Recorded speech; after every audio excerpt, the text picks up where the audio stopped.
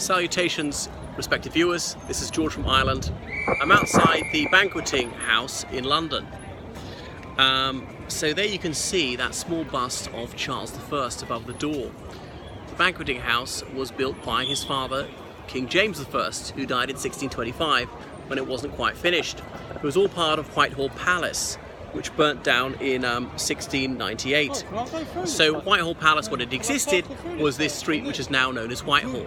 So many government ministries up and down Whitehall, it's become a synodoche of the British civil service, or indeed the UK government.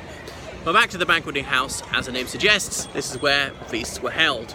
When Charles I became king in 1625, he began to decorate it with paintings by Dutch old masters. Bruegel the Elder, Bruegel the Younger, Van Eyck, Van Dyck, Peter Paul Rubens, and so on. And if you go inside, you can see many of them displayed on the ceiling. To avoid you having to crane your neck, they've got mirrors down low. You can look down and see the reflection which is overhead. Now, famously, this building is where Charles I met his end. So, I shan't go into the particulars. The English Civil War could be here all day. But he lost it, escaped, started it again, captured again, and then put on trial at Westminster Hall, which is down the street in Parliament. Charles Stuart, he was called, not king, that man of blood. He was charged with being, whatever it was, a traitor, a murderer, a thief, a nuisance to his country. And because he started this war, and indeed restarted it, he was responsible for all the mischiefs to the nations, the spoliations, the burnings, the rapings, and the deaths occasioned by the said war.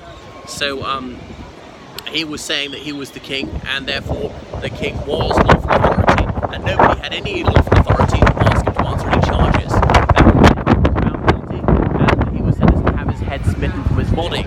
So on the 30th of January 1649, he was brought here. There were many commissioners who acted as the jury at the trial, over 100 of them, and a majority of them signed that he would indeed be executed. Not all of them, only a quite bare majority.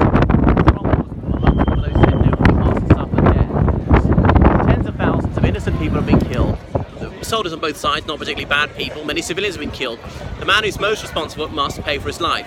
Moreover, they've established the Commonwealth, it's a republic I suppose in modern parlance, and they must prove there was no going back to the old system to try and scupper any hope of a royalist restoration. That didn't work. But anyway, he was brought here from St James's Palace under guard that morning. He insisted on wearing 2 shirts. He thought if he shivered, people might mistake it for fear.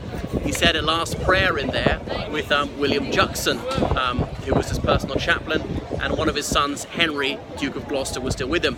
His elder sons, Charles II and James II, had fled abroad, were at Breda in the Netherlands at the time, and his wife, Henrietta Maria, that French princess, she had also managed to escape.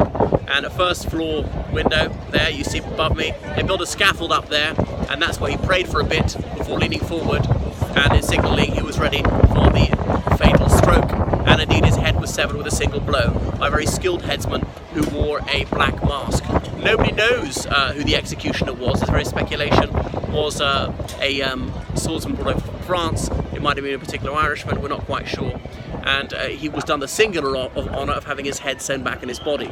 So tens of thousands of people were here to see him executed. Various reasons, see justice had been done, and also no myth could arise that no, he wasn't executed, he's still in prison, or he escaped, or they just killed a lookalike. No, he was definitely dead. Nobody doubted about that.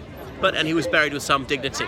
After his death, many years after his death, 1660, the monarchy was restored, his son Charles II came back, and his father Charles I was buried with great honour.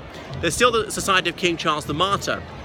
Some high Anglicans regard him as a saint, saying he wanted to preserve the Church of England as it was, with archbishops and bishops, and he was offered his life if he would agree to a Presbyterian form of government for the Church of England, as in elders, the ordinary churchgoers, being elected to run parishes, and them having moderators instead of bishops and things like that.